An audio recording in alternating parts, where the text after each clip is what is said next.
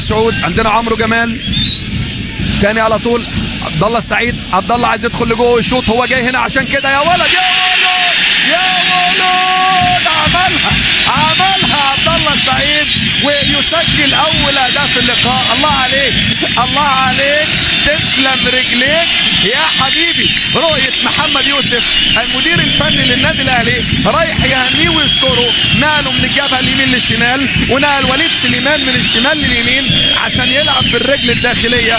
دخل لجوه 3-4 خطوات وصوب صاروخ على طريقه عبد الله السعيد ليتقدم باول اهداف اللقاء بعد 37 دقيقه. الله على الانتشار الجميل، توزيع ممتاز، استلام عالي جدا جدا. حضر الخريطه بتاعته خلاص، خارطه الطريق، حضر خارطه الطريق، قرر، هو رسم السيناريو لنفسه، سيناريو وحوار وتصوير واخراج وتمثيل. عبد الله السعيد الله عليك، تسلم رجليك يا حبيبي.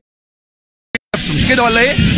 تاني من جديد تحضير، صوب يا ولد صوب يا ولد صوب يا ولد صوب يا ولد. الله عليك الله عليك، من تاني تسلم رجليك. بص شوف وليد سليمان بيعمل ايه، بص شوف وليد سليمان والله عمل اللي عليه.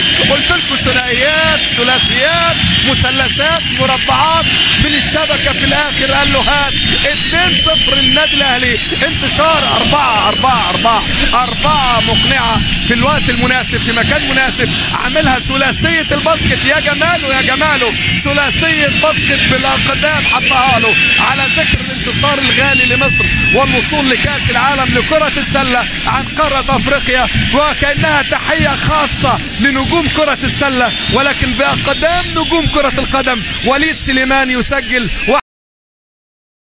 وده منطقي جدا جدا، ودي عظمه الهدف الثاني اللي سجله وليد سليمان. تاني من جديد محاولات بازولا، حائط صد ممتاز، مفيش اوفسايد مفيش اوفسايد مفيش اوفسايد، وهدف اول لفريق ليوبار.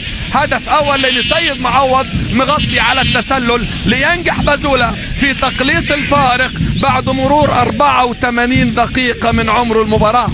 شوف سيد معوض ما طلعش على نفس مستوى خروج بقيه زملائه، فكانت الفرصه للتسجيل، جاءت الفرصه للتسجيل، ودي عظمه الهدف الثاني اللي سجله وليد سليمان. الله الله الله، الهدف الجميل اللي سجله وليد سليمان.